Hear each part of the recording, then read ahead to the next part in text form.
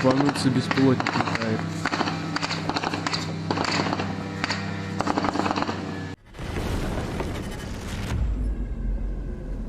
Hi guys, welcome back to Warthog Defense. Some said Russia's war machine is under fire, but not just on the front lines. In just the past month, a series of precision drone strikes and cyber attacks have hit deep inside Russian territory, targeting critical infrastructure.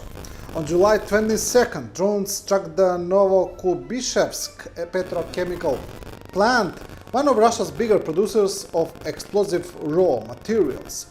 Days earlier, the Shekino Azot plant in Tula, a key supplier for missile and drone production, was also hit by drones.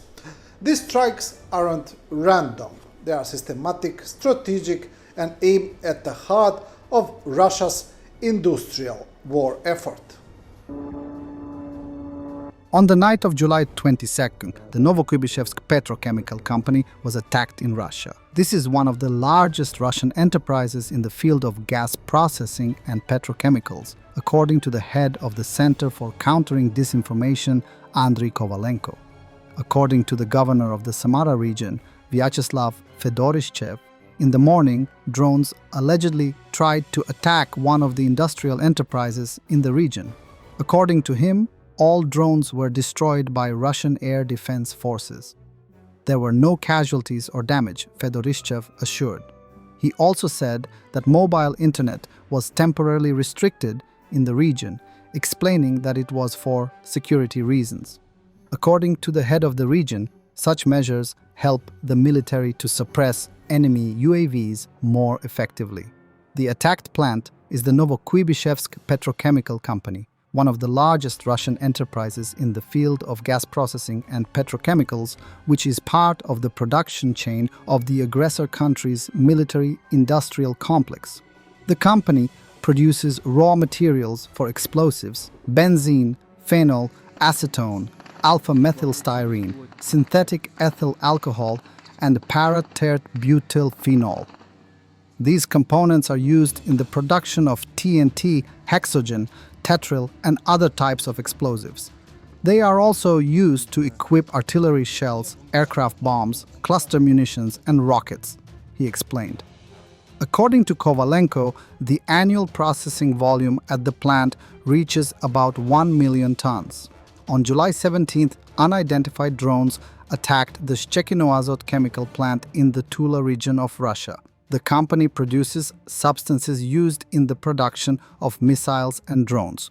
Earlier, RBC Ukraine sources reported that cyber specialists from the Defense Intelligence attacked the Russian company Gaskar Integration, which is one of the largest drone manufacturers. A cyber attack paralyzed the company's work. In late June, unknown drones hit the Atlas oil depot in the Rostov region, which supplied fuel to the Russian army. Results of a Ukrainian strike on a military train hub. Footage shows the aftermath of a Ukrainian overnight drone strikes on railway hubs in Likhaya and Kamenolomny, Rostov region. The attacks reportedly caused disruptions to Russian military logistics. The strike caused a complete halt in train traffic, affecting both passenger services and military convoys passing through the station en route to Ukraine. Kamenolomny is one of the major railway junctions in the southern corridor and holds significant strategic importance. The station is located in southern Russia, along the route Rostov-on-Don, Taganrog, Donetsk, and plays an important role in the transportation of military equipment. The targeted site is situated approximately 38 kilometers from the Ukrainian state border. It is worth noting that Russia is currently restoring railway lines in the temporarily occupied territories, primarily in the Donetsk and Zaporizhzhia regions. The Donetsk and Luhansk regions of Ukraine face a deepening humanitarian catastrophe, with some towns not having received any water for 4 months. Endemic corruption and systemic mismanagement by the Russian-installed authorities is being blamed for the situation.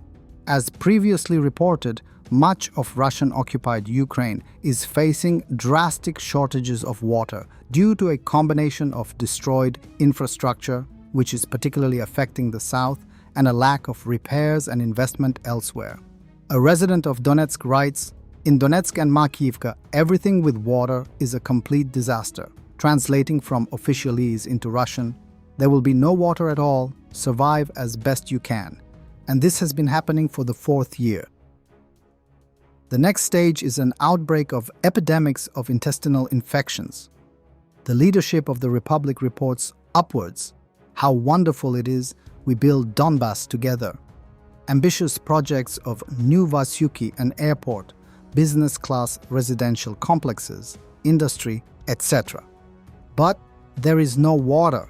How are they going to build housing if it cannot be supplied with water? 1.3 million people currently live in Donetsk and Makivka, and all of them will soon be left without water. By the way, there is no water today. Something unidentifiable is dripping from the tap.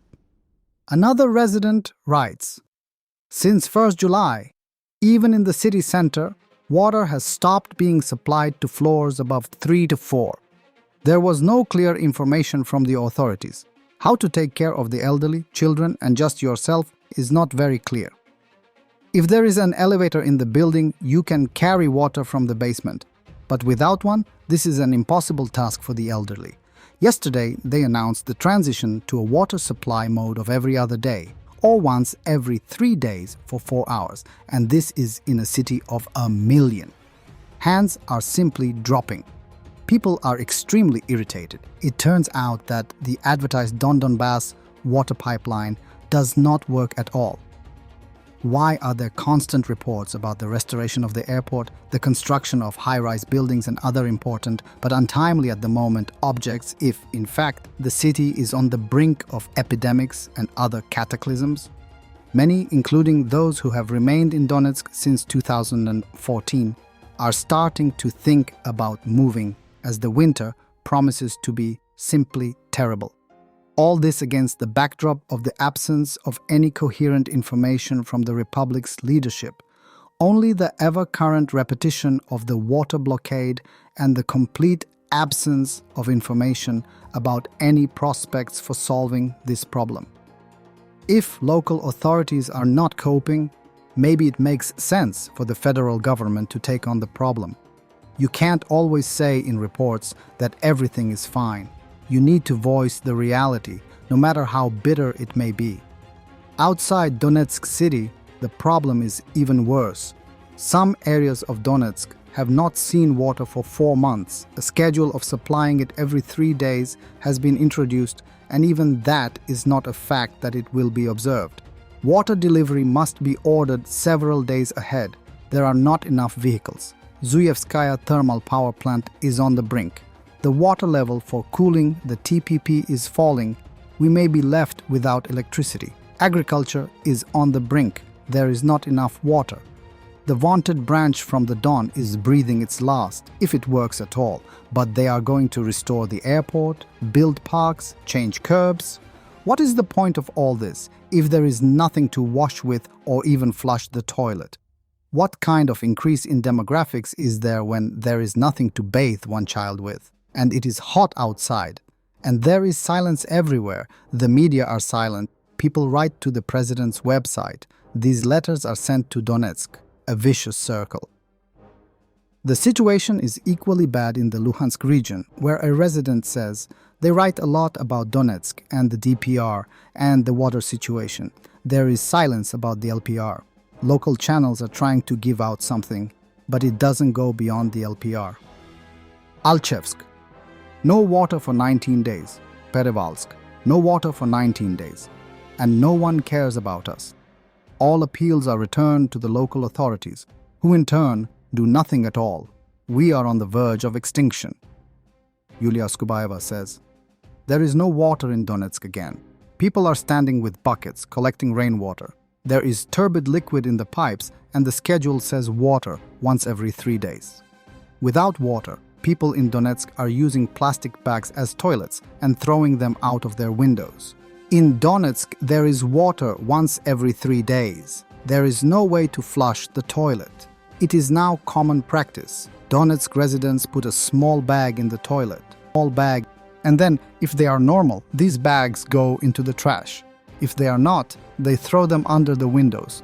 The neighbors fight against such people. I will not post videos and photos. Russian war bloggers blame the crisis on corruption, indifference, stupidity, and lack of political will by the occupation authorities and the Russian government, which has attempted to mitigate the problem by building a pipeline from the River Don. However, as Oleg Tsarov notes, this project was beset by corruption and operational problems and had far too little capacity to supply the region even if it was fully functional. The initial cost of construction was estimated at 70 billion rubles, but later it increased significantly. According to some sources, almost 3 times compared to the initially stated amount. The construction of the water pipeline was directly supervised by Deputy Defense Minister Timur Ivanov. Ivanov personally inspected the construction, monitored the main stages of the work, heard reports, and held meetings on the site. Even after Ivanov's dismissal and arrest, his name repeatedly surfaced in investigations into embezzlement and corruption in the implementation of Big Water. At the beginning of this year, it was reported that the Ministry of Defense demanded that 4 billion rubles be collected from the military construction company that built the water pipeline. According to Yulia Skubayeva, in 2018, the DPR People's Council made a strategically short-sighted decision to stop draining the mines.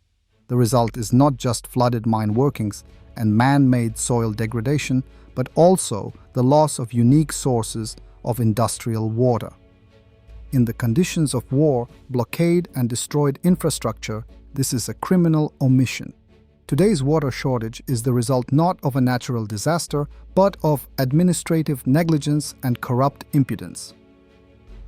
Terror continues. Russia struck a residential building in Kramatorsk with a glide bomb, killing a 10-year-old boy. At least 5 others were injured.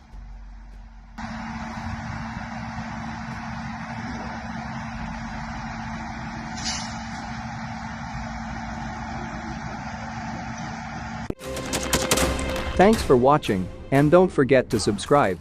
Also, if you want to support Warthog Defense, please become our member and get early access to new videos, exclusive members-only videos, and become administrator in comment section. The membership link is in the description. Rescues every day. We had a guy last week at 6 rescues in 6 days. You know, he's doing the job every day.